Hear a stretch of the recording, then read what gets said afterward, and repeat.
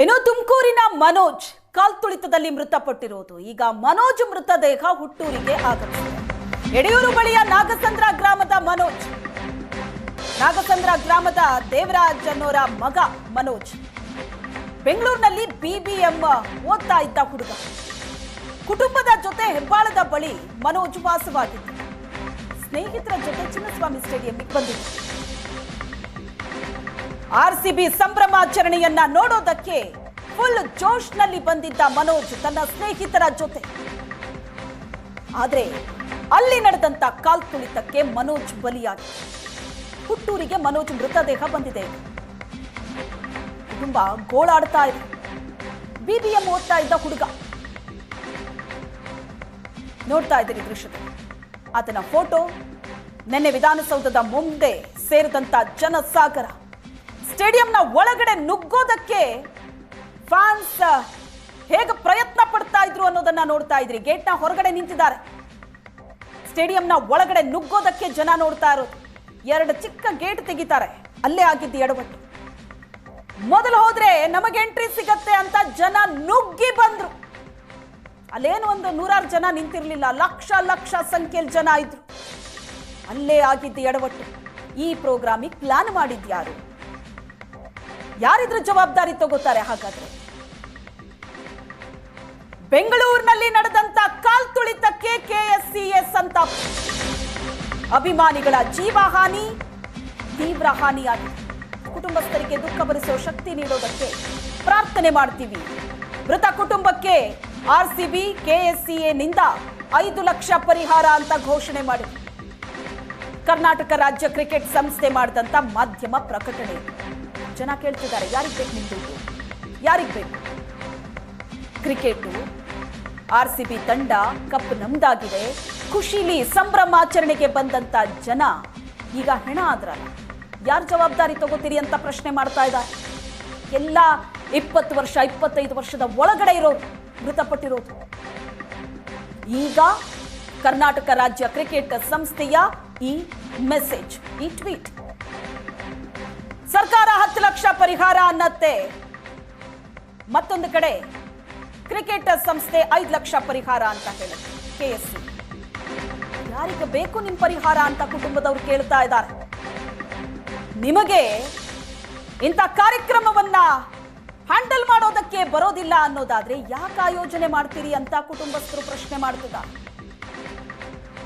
ದುಃಖ ಭರಿಸೋ ಶಕ್ತಿ ಕೊಡ್ಲಿ ದೇವರು ಅಂತ ಹೇಳ್ತಿದಾರಲ್ಲ, ಹೇಗೆ ದುಃಖ ಭರಿಸ್ತಾರೆ?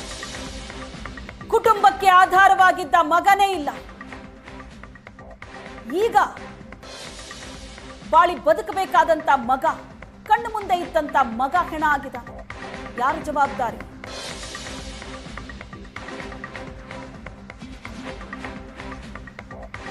ನಿನ್ನೆ ಇಷ್ಟೊತ್ತಿಗೆ ಇದ್ದ ಸಂಭ್ರಮ ಇವತ್ತು ಸೂತಕ ಆಗಿದೆ.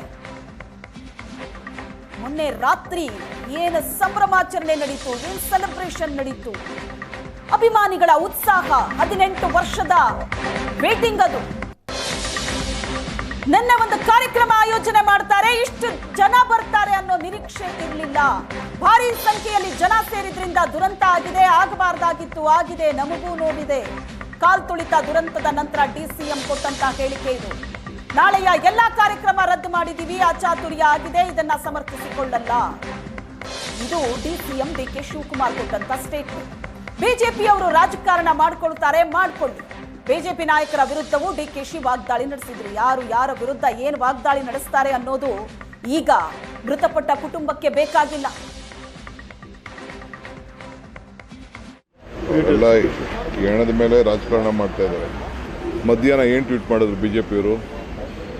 ನೀವು ಮೆರವಣಿಗೆ ಮಾಡೋಕ್ಕೆ ಪರ್ಮಿಷನ್ ಕೊಟ್ಟಿಲ್ಲ ಅಂಥೇಳಿ ಅವರು ಮಧ್ಯಾಹ್ನ ಟ್ವೀಟ್ ಮಾಡಿದ್ರು. ಮಂಜೂರಾತಿಗೆ ನಮ್ಮ ಪೊಲೀಸವರು ಈಗ ಜಾಸ್ತಿ ಇದಿದೆ ಅಂತ ಅಂದ್ಬಿಟ್ಟು ಅವರು ಪರ್ಮಿಷನ್ ಕೊಡಲಿಲ್ಲ. ನಾವು ಅವರು ವೆಹಿಕಲ್ RCB ಅವರು ವೆಹಿಕಲ್ ಓಪನ್ ಜೀಪ್ ತಂದರೂ ಕೂಡ ನಾವು ಕೊಡಲಿಲ್ಲ. ಅರ್ಧ ಇಲ್ಲಿ ಪ್ರೋಗ್ರಾಮ್ ಇಟ್ಟದ್ರಿಂದ ಅರ್ಧ ಕ್ರೌಡ್ ಇಲ್ಲಿತ್ತು, ಇಲ್ಲ ಎಲ್ಲ ಕ್ರೌಡು ಸ್ಟೇಡಿಯಮಲ್ಲೇ ಇರ್ತಿತ್ತು. ತಪ್ಪಾಗಿದೆ. ಯಾರ ಮೇಲೆ ಈಗ ನಾನು ಮಾತಾಡೋಕ್ಕೆ ಹೋಗಲ್ಲ. ತಪ್ಪಾಗಿದೆ. ಇಂತಿಷ್ಟು ದೊಡ್ಡ ಫ್ಯಾನ್ ಬೇಸು, ಮಕ್ಕಳು, ಮರಿ, ಹೆಣ್ಮಕ್ಳು ಎಲ್ಲ ವಯಸ್ಸಾದವರು ಇಂದ ಹಿಡಿದು ಯುವಕರವರೆಗೂ ಕೂಡ ಸ್ಕೂಲ್ ಚಿಕ್ಕ ಚಿಕ್ಕ ಮಕ್ಕಳು ಕೂಡ ಇಷ್ಟು ಮಟ್ಟಕ್ಕೆ ಇಷ್ಟೊಂದು ಜನ ಬರ್ತಾರೆ ಅಂತ ಯಾರೂ ಎಕ್ಸ್ಪೆಕ್ಟ್ ಮಾಡಲ್ಲ. ಎರಡು ಗಂಟೆ ಮೆಟ್ರೋನೇ ಜಾಮ್ ಆಗೋಯ್ತು, ಸ್ಟಾಪೇ ಮಾಡಿಬಿಟ್ಟು ತರೋಕ್ಕಾಗದೆ. ಇಂಥವೆಲ್ಲ ಸಂದರ್ಭ ಆಗಿದೆ. ಈಗಾಗಲೇ ಮುಖ್ಯಮಂತ್ರಿಗಳು ಇದನ್ನು ಪರ್ಸನಲಾಗಿ ನಮಗೆಲ್ಲ ಇನ್ಸ್ಟ್ರಕ್ಷನ್ ಕೊಟ್ಟಿದ್ದಾರೆ, ನನಗೆ ಹೋಮ್ ಮಿನಿಸ್ಟ್ರಿಗೆಲ್ಲ. ನಾವೇ ಕಾರ್ಪೊರೇಷನ್ ಅವರೇ ನಾವೆಲ್ಲ ಬೇರ್ ಮಾಡ್ತೀವಿ, ಏನೇನಿದೆ ಅದೆಲ್ಲ ಬೇರ್ ಮಾಡ್ತೀವಿ. ಇದು ಆಗಬಾರ್ದಾಗಿತ್ತು, ನಮಗೆಲ್ಲ ದೊಡ್ಡ ನೋವಾಗಿದೆ. ಅವರ ಕುಟುಂಬ ಜೊತೆ ನಾವು ಇರಲೇಬೇಕಾಗ್ತದೆ. ಬಟ್ ಅದೇ ಏನು ಒಂದು ಫ್ಯಾನ್ ಬೇಸ್ ಇದೆ, ಅದು ಯಾರು ಕಂಟ್ರೋಲ್ ಮಾಡೋರು?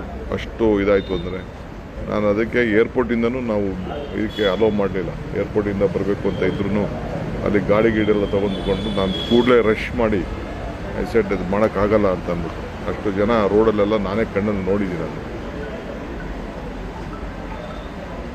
ಈಗ ಮ್ಯಾಜಿಸ್ಟ್ರೇಟ್ ಆರ್ಡ್ರ್ ಮಾಡಿದ್ದಾರೆ, ನೋಡೋಣ ಅದನ್ನು ಏನು ಅಂತ ಅಂದ್ಬಿಟ್ಟು ಒಂದು ವರದಿ ಬರಲಿ, ಆಮೇಲೆ ನಾನು ಮಾತಾಡ್ತೀನಿ. ನಾಳೆ ಎಲ್ಲ ಡ್ರಾಪ್ ಮಾಡಿದ್ದೀವಿ ಪ್ರೋಗ್ರಾಮ್ಸ್ ಎಲ್ಲ ಕೆಲಸ.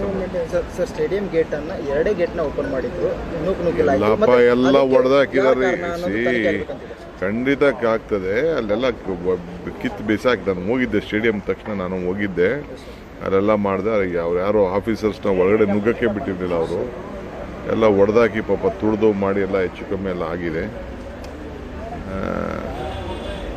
ಆಗಿದ್ದ ನಾನು ಸಮರ್ಥನೆ ಮಾಡ್ಕೊಳಕ್ಕೆ ನಾನಿಲ್ಲ, ಸಮರ್ಥನೆ ಮಾಡ್ಕೊಳ್ತಾ ಇಲ್ಲ ನಾನು.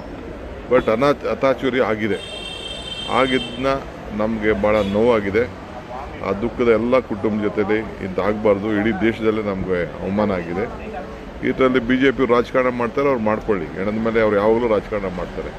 ಅವ್ರು ಹೇಳೋದೊಂದು ಮಾಡೋದೊಂದು. ಯಾರೊಬ್ಬ ಇದನ್ನು ಕೊಟ್ಟಿರಲಿಲ್ವಾ, ಅವ್ರು ನಮ್ಮ ರಾಜ್ಯದವರಲ್ಲ, ಏನು ತಿಕ್ಬೇಕಾಗಿತ್ತು, ಏನು ಸಂಭ್ರಮ ಬೇಕು ಅಂತ ಅವ್ರು ಹೇಳ್ತಾರೆ. IPL ಅವ್ರು ಬರೀ ದುಡ್ಡಿಗೆ ಮಾಡೋದು ಅಂತ ಯಾರೋ CT ರವಿ ಅವತ್ತ ಸ್ಟೇಟ್ಮೆಂಟ್ ಮಾಡಿರ್ಲಿಲ್ವಾ. ತಿರ್ಗಾ ಬೆಳಗ್ಗೆ ಹೇಳ್ತಾರೆ ನಾವು ಕಣ್ಣು ತುಂಬ್ಕೋಬೇಕಾಯ್ತು, 10 ದಿನ ನೋಡ್ಕೋಬೇಕಾಯ್ತು, ನೀವು ನಮ್ಗೆ ಇದನ್ನು ಪ್ರೊಸಿಷನ್ಗೆ ಪರ್ಮಿಷನ್ ಕೊಡಬೇಕಾಯ್ತು ಅಂತೆಲ್ಲ ಮಾತಾಡ್ತಾರೆ. ವಿಧಾನಸೌಧ ಎದುರುಗಡೆ ನೀವೇ ನೋಡಿದ್ರಲ್ಲ, ಜನ ಕಂಟ್ರೋಲ್ ಇಲ್ಲದೆ ಎಲ್ಲ ನಿಮ್ಮ ಮಾಧ್ಯಮದ ಮೇಲೆಲ್ಲ ಎಲ್ಲ ಕಲ್ಲು ಬಿಸಾಕೋದು, ಕಡ್ಡಿ ಬಿಸಾಕೋದು, ಮರ ಬಿಸಾಕೋದು, ಕೈಗೆ ಏನೇನು ಸಿಕ್ಕದೆಲ್ಲ ಬಿಸಾಕೋದೆಲ್ಲ ಮಾಡ್ತಾಯಿದ್ರು. ಯಾರು ಕಂಟ್ರೋಲ್ ಮಾಡೋದು? ಒಟ್ನಲ್ಲಿ ದುರಂತ ಆಗೋಗಿದೆ. ಸರಿಯಾದ ಪ್ಲಾನಿಂಗ್ ಮಾಡಿದ್ದಿದ್ರೆ, ಸುರಕ್ಷತೆ ಬಗ್ಗೆ ಗಮನ ಕೊಟ್ಟಿದ್ದಿದ್ರೆ ಇಂಥದ್ದೊಂದು ದುರಂತ ಆಗ್ತಾ ಇರಲಿಲ್ಲ ಅನ್ನೋದು ಈಗ ಕೇಳಿಬರ್ತಾ ಇರೋ ಮಾತು. ಯಾರು ಹಾಗಾದ್ರೆ ಬೆಂಗಳೂರಿನಲ್ಲಿ ನಡೆದ ಈ ಕಾಲ್ ತುಳಿತಕ್ಕೆ ಹೊಣೆ ಯಾರು? ನಿನ್ನೆ ಇಷ್ಟೊತ್ತಿಗಿದ್ದ ಸಂಭ್ರಮ ಇವತ್ತು ಸೂತಕ ಆಗೋದಕ್ಕೆ ಏನ್ ಕಾರಣ? ಇಷ್ಟು ದೊಡ್ಡ ಕ್ರೌಡ್ ಸೇರತ್ತೆ ಅಂತ ಮೊದಲೇ ಗೊತ್ತಿದ್ರೂ ಕೂಡ ಅದಕ್ಕೆ ಬೇಕಾದಂತ ತಯಾರಿ ಪ್ಲಾನಿಂಗ್ ಯಾಕೆ ಮಾಡ್ಕೊಂಡಿರಲಿಲ್ಲ? ಇಷ್ಟು ತರಾತುರಿಯಲ್ಲಿ ಯಾಕೆ ಆಯೋಜನೆ ಮಾಡಬೇಕಾಗಿತ್ತು ಕಾರ್ಯಕ್ರಮ?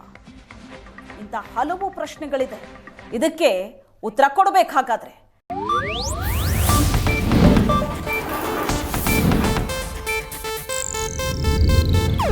ಇದು ಏಷ್ಯಾನೆಟ್ ನ್ಯೂಸ್ ನೆಟ್ವರ್ಕ್ ಪ್ರಸ್ತುತಿ.